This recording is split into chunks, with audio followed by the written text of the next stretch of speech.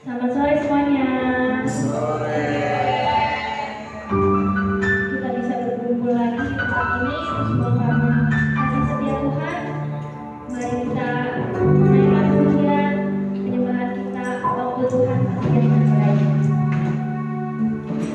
Saya undang semuanya untuk bangkit berdiri.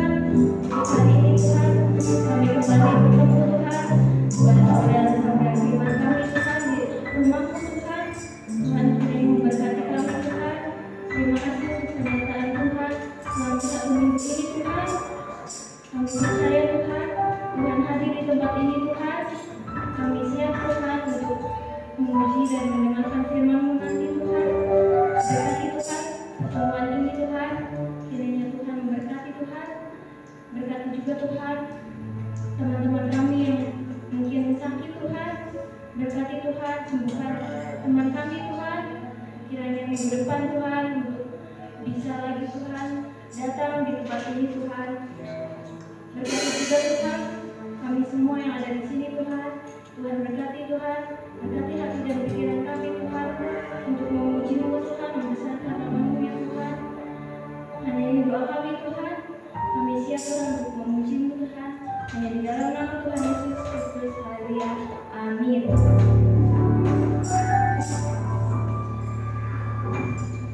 Kita angkat lagu kedua, Roh Kudus ada.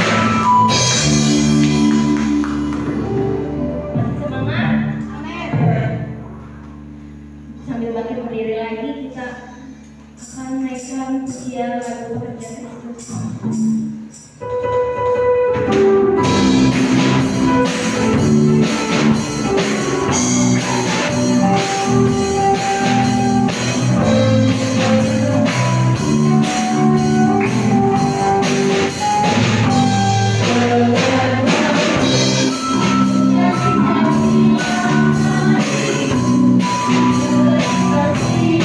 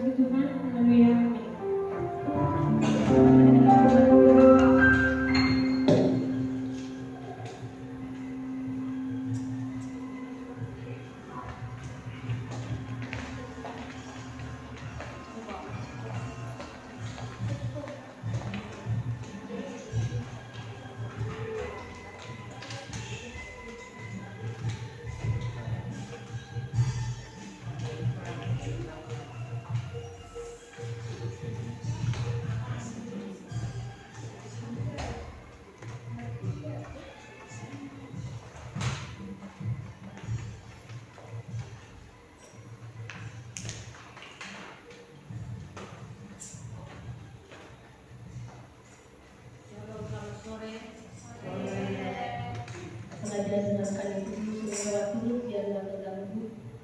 Kita akan dengar firman Tuhan hari ini. Mungkin judulnya sangat mengagumkan ya. Ada yang terpesona dengan judulnya hari ini? Siapa yang terpesona ngacung? Jadi tadi suami saya kok somong betul. Somong. Ya, dalam percakapan sehari-hari kata somong ini sering diartikan sebagai kata sombong, suka meninggikan diri sendiri dan suka merendahkan orang lain. Namun dalam kebiasaan sehari-hari, sombong artinya orang yang tidak tahu adat. Sombong itu artinya adalah orang yang sombong, tinggi hati. Dari bahasa gaul anak-anak di daerah Betawi sana, daerah-daerah Depok gitu ya, orang-orang Betawi itu ngomong sombong lu, kayak gitu ya. Itu adalah orang-orang yang nggak tahu adat, orang-orang yang nggak tahu tata krama, orang-orang yang tidak tahu, biasanya anak-anak muda yang tidak tahu sopan santun, kayak gitu ya. Namanya tuh somong gitu ya. Entah terbuat dari kata apa itu tadinya, tapi orang Betawi bilang sombong lu, kayak gitu ya. Gak sopan lu, kayak gitu. Nah, kenapa kita mau ambil saat ini firman Tuhan tentang sombong ini? Karena dari kemarin kita sudah dapat kabar dari negeri Paman Sam. Kota apa yang dibakar habis? Berapa kota? California, Los Angeles, satu lagi kota apa? 3 kota itu dibakar. Apinya entah dari mana. Ngomongnya kebakaran hutan. Nah, kebakaran hutan di sana yang itu nggak sampai sini ya. Maksudnya kebakaran di pasar yang sampai sini gitu loh. Maksudnya itu kebakaran entah dari mana. Tapi banyak CCTV atau semua satelit mencatat itu api dari langit. Kenapa? Banyak orang-orang di sana sombong sama Tuhan, sopan sama Tuhan. Ya, mereka pikir segala sesuatu yang indah, sesuatu yang hebat yang sudah mereka capai, mereka sampai berani bikin survei. Survei apa? Survei apa? Siapa yang paling hebat di dalam kehidupan Anda? Semua mama aja cuma dapat poin 3, mother. Gila, mama yang mempertaruhkan nyawanya untuk melahirkan kita cuma dapat 3 poin. Begitu God berapa? 0, 0. Keren gak tuh? Orang-orang sombong itu pantas untuk mengalami hal yang demikian ya. Sombong kayak presidennya, sombong Donald Trump ya. Sombong itu orang. Nah, Tuhan tahu apa yang sedang terjadi. Sekecil apapun di hatimu dan hatiku, tidak terucap dengan kata-kata, mungkin hanya lewat pikiran dan perasaan Tuhan. Tapi itu kalau kita berdoa, Tuhan, ampunilah setiap perkataan, ampunilah setiap tingkah laku, baik dalam pikiran dan perasaan. Seringkali belum dilakukan, tapi kita sudah berdosa. Kita sudah sombong sama Tuhan gitu. Kita sudah sombong sama orang tua. Kita sudah sombong sama orang-orang yang harusnya kita hormati di atas kita. Gitu. Dan hari ini kita mau baca di dalam 2 Raja-Raja. 2 Raja-Raja, saya buka dulu ya. 2 Raja-Raja pasal yang kedua, ayat yang kedua, 3, 24, dan 25. Kita akan baca sama-sama 3 ayat ini biar kita tahu ada peristiwa sombong ternyata di dalam istilah perjanjian lama, yaitu tentang anak-anak Betel mencemooh seorang nabi besar bernama Elisa. Kita baca sama-sama 2, 3. Elisa pergi dari sana ke Betel, dan sedang ia mendaki, maka keluarlah anak-anak dari kota itu, lalu mencemooh dia serta berseru kepadanya, naiklah kota, naiklah kota. Lalu berpalinglah ia ke belakang, dan ketika ia melihat mereka, dikutuklah mereka demi nama Tuhan. Maka keluarlah 2 ekor beruang dari hutan, lalu mencabik-cabik dari mereka 42 orang anak. Dari sana pergilah ia ke Gunung Karmel, dan di sana pula kembalilah ia ke Samaria. Nabi Elisa adalah nabi yang besar, dan nabi ini menggantikan seniornya bernama Nabi Elia. Hebat ya, gurunya seniornya namanya Elia, muridnya namanya Elisa. muridnya lagi namanya Elizabeth. Ya, jadi sedikit doang perbedaannya. Maunya GR. Jadi satu waktu Elia dan Elisa ini seorang nabi dan pembantu nabi atau wakil nabi berjalan bersama-sama. Mereka mengadakan pelayanan bersama-sama. Elia ini seorang nabi yang penuh dengan kekuatan Tuhan, diurapi Tuhan, dan apapun yang dia kerjakan Tuhan buat berhasil, walaupun dia orangnya frustasi. Frustasi, depresi. Karena begitu tekanan berat waktu Raja Ahab dan istrinya Isabel ingin membunuh dia sampai berpikir begini, Tuhan, aku tuh manusia biasa, walaupun Tuhan angkat aku sebagai seorang nabi. Kata Nabi Elia, aku mati aja lah Tuhan, cabutlah nyawaku, karena aku tidak lebih baik dari nabi-nabi sebelumnya, karena aku tidak lebih baik dari hamba-hamba Tuhan sebelumnya. Dia frustasi, dia takut, dia depresi, dan dia minta Tuhan angkat saja, ambil saja nyawaku. Padahal dia bisa membunuh 450 nabi Baal dengan pedang. Satu orang lawan 450 orang nabi Baal. Bayangin, Revi tepuk lalat 10 aja sekali tepuk, bisa nggak? Nggak bisa. Amel sudah mau satu tuh. Kalau mau tepuk lalat gemes sama lalat tuh ya. Nanti nempel di Via, nanti nempel di Vivi, nanti nempel di mana, di botol susunya, gemes. Tapi nggak pernah tuh bisa satu tepakan 450 ekor lalat. Satu juga kadang-kadang jarang kena. Kalau Mama Elsa gendut, belum nyampe sapunya, lalatnya udah terbang. Ya. Nah di situ, waktu itu, ketika Nabi Elisa ini sudah menggantikan Nabi Elia yang pergi ke surga. Jadi Nabi Elia itu tidak mati, tidak ada pemakaman, tidak ada jenazahnya. Nabi Elia itu diangkat Tuhan lewat kereta berkuda, kereta api berkuda. Jadi kereta kuda tapi berapi, dibawa Elia ke surga. Dan waktu itu Elisa cuma minta satu hal, berikanlah setengah dari jubahmu Elia. Tuh, Elisa tuh gak minta berikanlah Elia hartamu, enggak, tapi minta setengah dari kuasa Tuhan. Jubah itu artinya kekuasaan. Seorang raja yang berkuasa harus pakai jubah. Seorang imam yang berkuasa harus pakai jubah. Seorang apalagi pejabat tinggi harus pakai jubah. Itu tanda sebuah kekuasaan. Nah, pada saat itu setelah Elia naik ke surga dan ceritanya demikian, akhirnya Elisa dari sana, dari Yeriko, mau pergi ke Betel. Betel itu apa? Betel itu apa? Rumah apa? Rumah apa Betel? Rumah sakit. Hah? Rumah apa coba? Siapa yang tahu Betel rumah apa? Rumah duka. Rumah apa? Rumah pesta. Ayo, siapa yang tahu rumah Betel? Oh, orang lulus ya sekolah minggu lagi. Ayo, Betel itu apa? Betel apa, rumah apa? Rumah Allah. Betel, rumah Allah. El itu Elis, El itu Allah. Bet itu rumah, kediaman. Betel, baik Allah. Betel.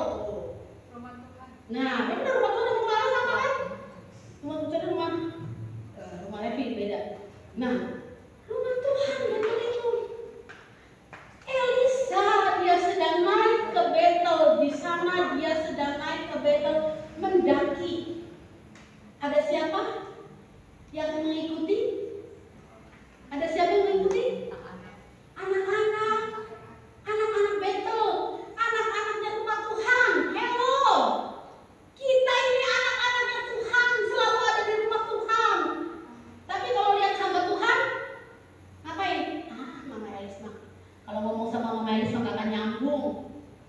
Buat apa ngomong sama Mama Elis? Jalan aja sendiri. Yang penting aku bisa, aku hebat, aku kuat, glory.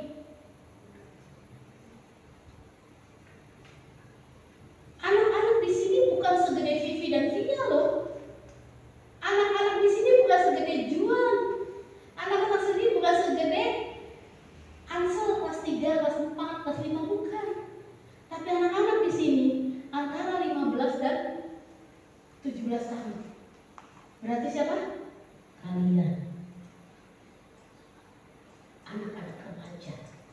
anak-anak Betel, terkenal anak-anak dari rumah Tuhan.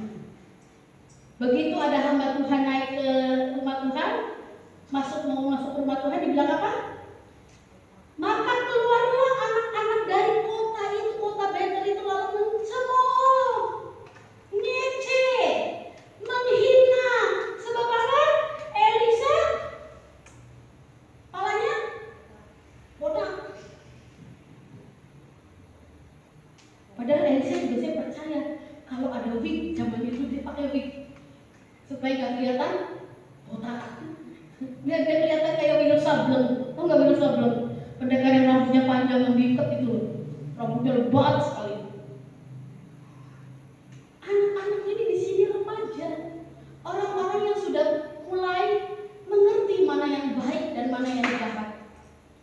Tetapi hati mereka mencemooh seorang hamba Tuhan. Katakannya apa? Naiklah botak lah. Sampai Mang Elis dari depan mau ke sini naik mimbar, naik gendut gitu loh. Bisa nggak lu naik mimbar gendut gitu? Bisa nggak lu khotbah gendut? Lu mau ke Betel, lu mau ke rumah Tuhan, bisa nggak lu? Kalau juga lu nggak nyambung sama gue gitu. Gue kan keren, gue kan hebat, lu nggak bisa sama gue gitu. Itu yang terjadi. Anak-anak di Betel 42 orang ini menyoraki seorang Nabi Elisa. Mereka pikir Elisa itu biasa saja. Sebab apa? Dia wakilnya Nabi Elia. Ayo naiklah botak. Arti kata, bisa nggak lu sama dengan Elia? Elia bisa naik ke surga, Elisa bisa nggak naik ke surga? Naik lu gendut, bisa nggak lu bisa masuk surga nggak lu? Kalau lu bisa masuk surga, bawa gue. Lu juga belum bisa tentu naik, kaki lu sakit gitu. Nggak nyambung gue ngomong sama lu. Kadang-kadang anak-anak muda punya perasaan sombong, merendahkan orang lain, merendahkan pimpinan, merendahkan orang-orang tua. Lu pikir, gue ngomong nih, lu pikir lu nggak ada orang tua, lu nggak bisa hidup sendiri. Kalau lu nggak punya orang tua, lu medis di jalan, tau nggak? Lu dicat badannya, pakai baju apa? Pakai apa? Dicat badannya pakai silver. Lu ngemis, tau nggak?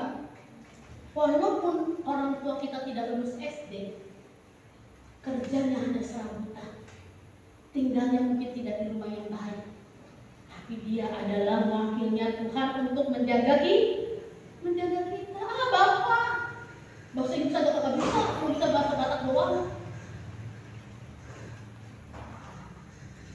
Dan teman-teman, bahwa orang tua tuh gak pernah nyambung ngomong sama kita. Saudara remaja, jangan punya sifat sombong, merendahkan orang lain. Kalau orang-orang yang sombong hancur. Orang-orang yang sombong hancur. Ayat 24. Coba bagaimana Nabi Elisa ini ketika melihat, mendengar, disoraki demikian rupa oleh anak-anak di Betel, anak-anak rumah Tuhan loh, yang ngece sama nabinya Tuhan. Bukan anak-anak dari Yeriko yang tidak kenal Tuhan, bukan anak-anak dari Babel yang tidak kenal Tuhan, tapi anak-anak Betel, anak-anak rumah Tuhan yang dididik dalam rumah Tuhan. Elisa juga manusia biasa, walaupun dia seorang nabi. Lalu berpalinglah ia ke belakang. Dan ketika ia melihat mereka diberkati, diberkatinya. Jangan suka ngomong, jangan kutuk dan berkat itu lahir dari satu mulut. Nih benar, Nabi Elisa kutuk dan berkat itu lahir dari satu mulut. Ketika harus ada kutuk itu diucapkannya demi siapa? Demi nama Tuhan lah, orang dia nabinya Tuhan. Maka yang keluar apa? Pizza Hut, Bixi. Yang keluar adalah 2 ekor harimau besar dan buas. Dari mana? Dari hutan. Kok ya bisa feelingnya harimau itu beruang itu keluar dari hutan. Setelah itu beruang itu kayak itu masa in the bed, joget-joget itu beruangnya. Kagak. Dicabik-cabiknya mereka. 42 orang anak remaja mati binasa. Karena apa? Songong. Karena apa? Songong. Katakan sama sebelah, jangan songong. Nah, sama orang tua apalagi. Jangan songong. Ya. Jangan songong. Hormat, sopan. Apalagi kalau mamanya suka bercanda, papanya suka bercanda, jangan dianggap teman. Gue mau suka bercanda, gue bercandain juga. Gak boleh. Harus ada posisi orang tua wakil Tuhan yang kelihatan, Mami Jen wakil Tuhan yang kelihatan, Papi Denny wakil Tuhan yang kelihatan, Papa Erwin wakil Tuhan yang kelihatan, Mama Elis orang tua wakil Tuhan yang kelihatan. Walaupun bisa gendut naik lu bisa. Tapi ketika hati kita mulai songong, hancur. Nanti anak-anak muda remaja ambil satu keping biskuit. Bagaimana hidup orang songong? Ambil itu satu biskuit, walaupun biskuit itu harganya mahal, remak, hancur kan? Hancur. Demikian orang-orang yang songong, orang-orang yang nggak sopan. Lalu berbalik lagi ya, Elisa ke belakang dan ketika itu melihat mereka, dikutuk nyawa mereka. Seorang hamba Tuhan bisa memberkati, tapi juga bisa mengutuk. Satu mulut bisa keluar kutuk dan keluar berkat, benar. Dan itu ada. Ini buktinya. Dan keluarlah 2 ekor beruang dari hutan, lalu ngamuk mencabik-cabik 42 orang anak remaja, anak Tuhan, orang Betel, yang hatinya sombong dan tidak tahu sopan dengan hamba Tuhan. Ayat ke-25. Dari sana pergilah dia ke Gunung Karmel. Dia berdoa dan di sana pula dia kembali ke Samaria karena Elisa pelayanan di kota Samaria. Jadi apa yang kita bisa ambil dari sekarang? Pemuda remaja, jangan kita punya pikiran, perasaan yang jahat terhadap orang-orang yang Tuhan tempatkan di atas kita. Amin. Siapapun itu, guru, walaupun gurumu mungkin kau pikir tidak berkompeten. Kan ada guru tuh yang jaim, cantik, ganteng, pinter, perlente, kaya raya, kalian sopan sekali. Tapi sama guru yang selengean, misalnya suka bercanda, kalian bikin teman dan kalian selengengin lagi, gitu. Tak boleh sopan. Kalau engkau mau diberkati Tuhan mulai saat ini, rubah hatimu, jangan songong. Orang-orang yang songong gak diberkati Tuhan, amin. Orang-orang yang songong gak diberkati Tuhan. Mama Elis akan jadi saksi hidup. Kalau Mama Elis masih hidup, Mama Elis sudah alami. Ada beberapa anak generasi dari gereja ini yang songong. Dan apa, hidup mereka bukan hidup yang diberkati Tuhan. Hidup mereka hidup terlunta-lunta. Hidup mereka tuh terlunta-lunta, gembel bukan, punya pekerjaan bukan.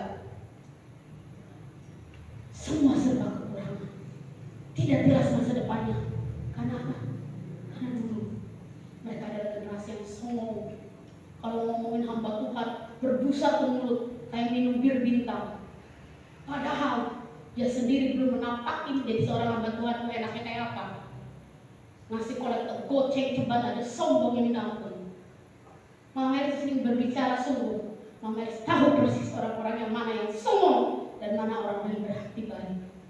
Karena berkat itu ada, kutuk ada, tetapi berkat juga ada.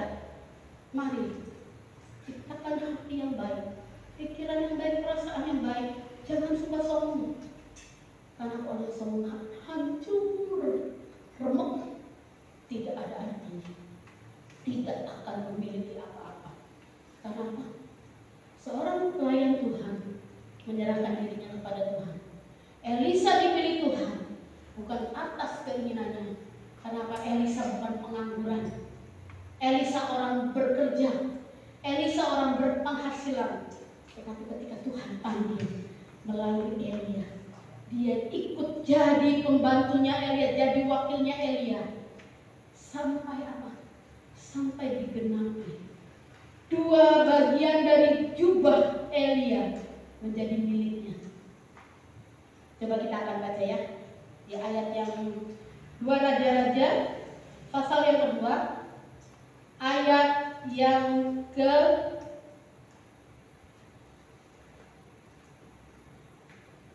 14.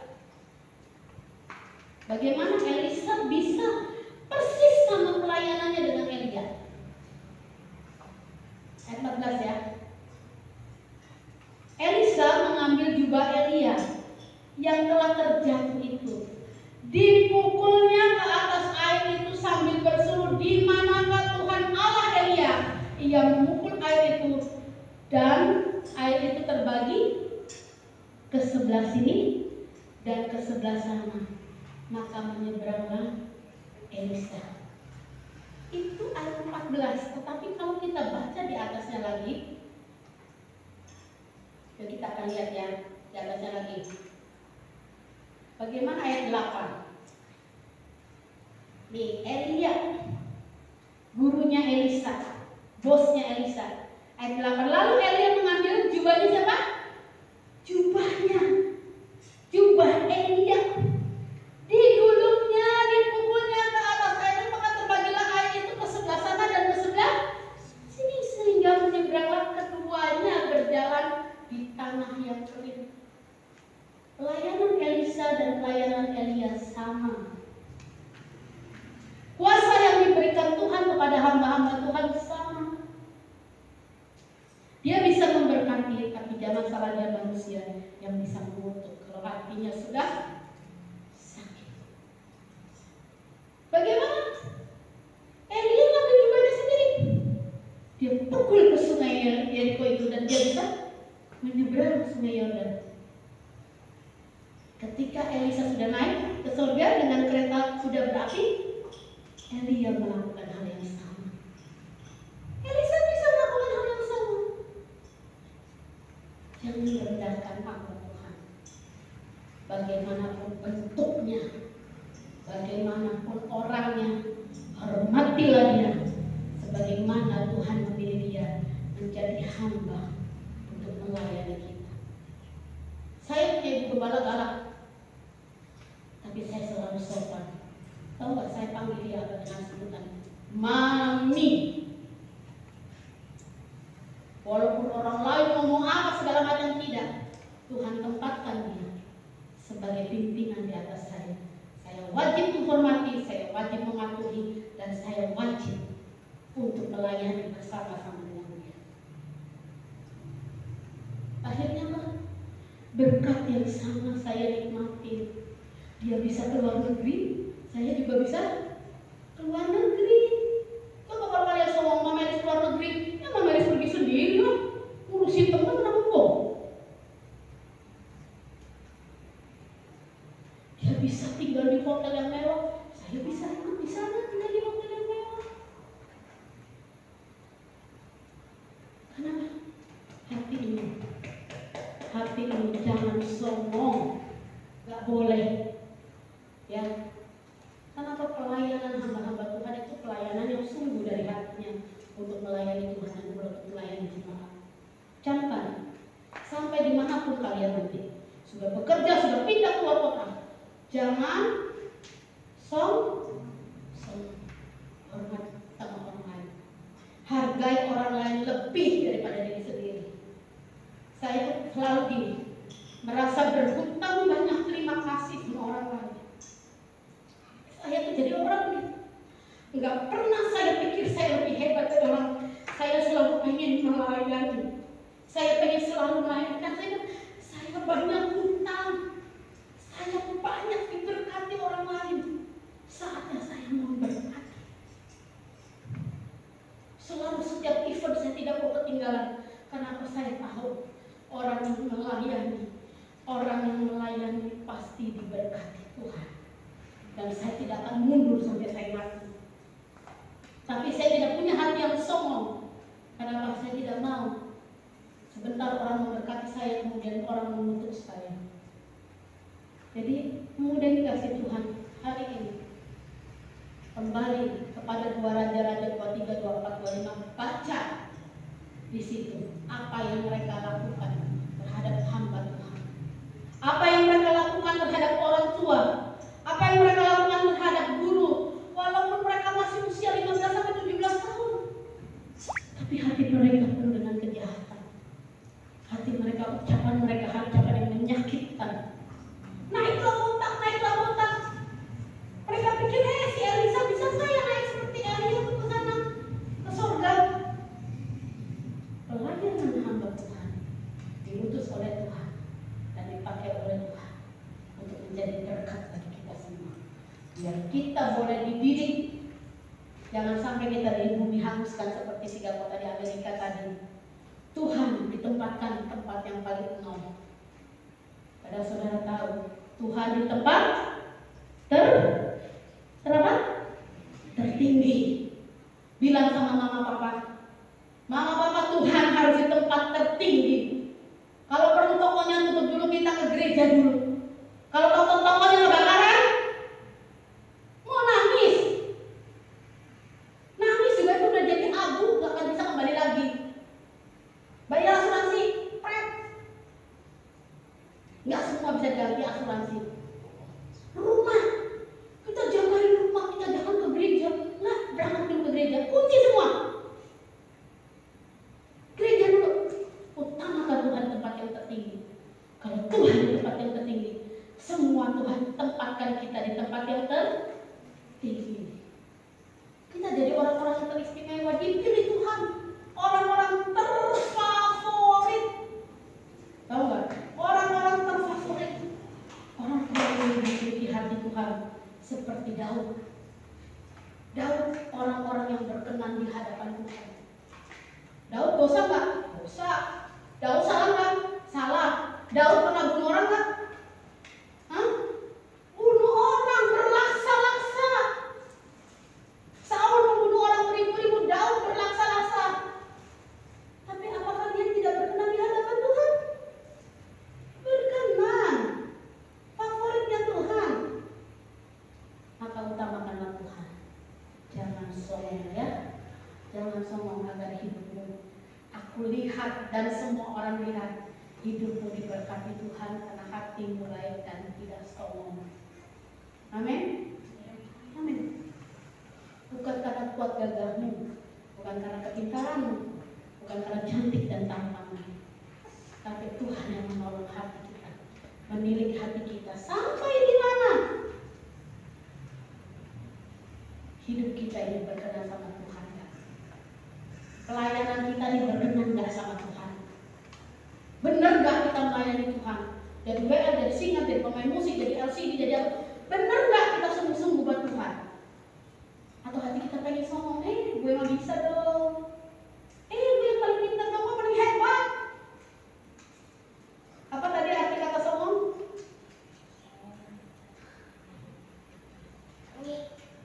Tengik. Sombong itu sombong, suka meninggikan diri sendiri dan suka merendahkan orang lain. Namun sombong juga artinya tidak tahu adat atau tidak tahu sopan. Arti kata sombong itu biasa dipakai oleh anak-anak gaul. Ada zaman di daerah Betawi gitu ya. Siapa yang menjadi anak sombong? Jangan deh. Amin.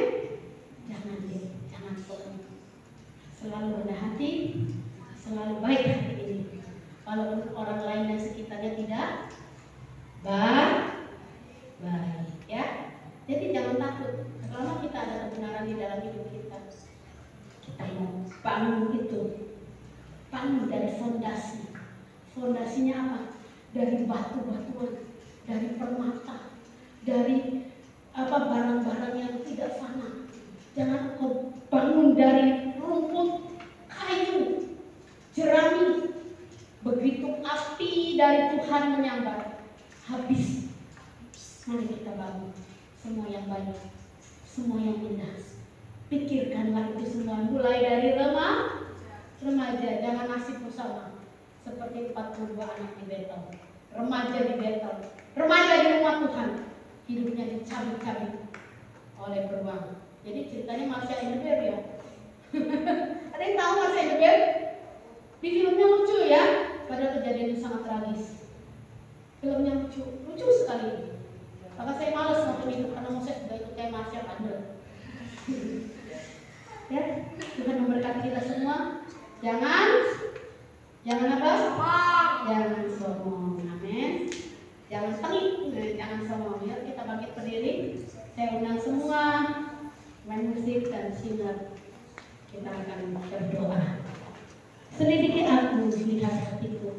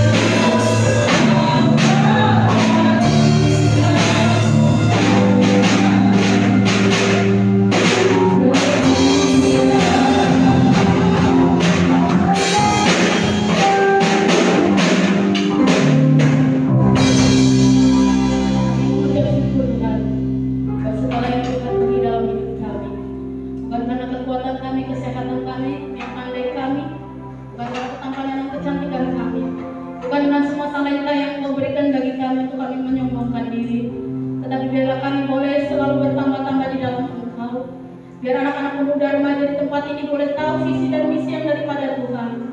Buatlah mereka menjadi orang yang tahu sopan santun, tahu adat Tuhan, tahu tata krama Tuhan. Tidak membiarkan diri mereka dalam euforia, tidak membiarkan mereka dalam ketinggian hati mereka, karena mereka bisa membuat segala sesuatunya baik. Karena semuanya itu hanyalah daripada Tuhan. Anugerahkan dalam kehidupan mereka rasa hormat dan takut akan Tuhan, hormat kepada orang tua, guru, dan pemimpin-pemimpin mereka. Biarlah hati mereka boleh meluap dengan kasih dan kemurahan Tuhan, sehingga berkat Tuhan yang turun atas hidup mereka, dan mereka akan menjadi orang-orang yang sukses, orang-orang yang diberkati Tuhan, orang-orang yang dijaga, dilindungi Tuhan, orang-orang yang masa depannya penuh dengan gila gemilang,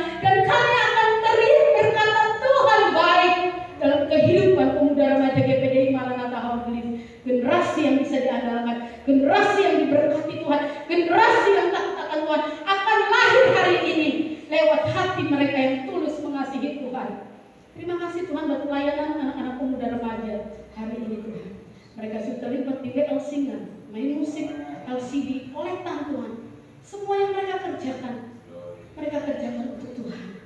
Dan Tuhan tahu persis apa yang mereka butuhkan, apa yang mereka rindukan, apa yang mereka inginkan dalam hidup mereka. Buatlah hati mereka bersuka cita karena Tuhan. Terima kasih Bapak.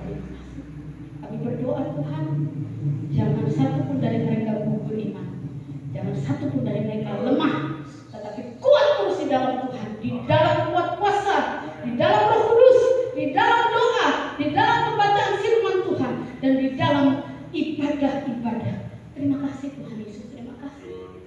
Mari angkat hatimu di hadapan Tuhan, kita menerima doa berkat. Tuhan memberkati engkau dan melindungi engkau. Tuhan menyertai engkau dengan wajah dan memberi engkau kasih. Tuhan menghadapkan wajahnya kepadamu dan memberi engkau damai sejahtera. Pemuda remaja yang kasih Tuhan, pulanglah engkau dalam persekutuan kasih Allah Bapa, Anak yang tunggal Tuhan Yesus Kristus dan Roh Kudus menyertai kita sampai maranatha Tuhan Yesus memberkati kita semua. Percaya katakan, amin.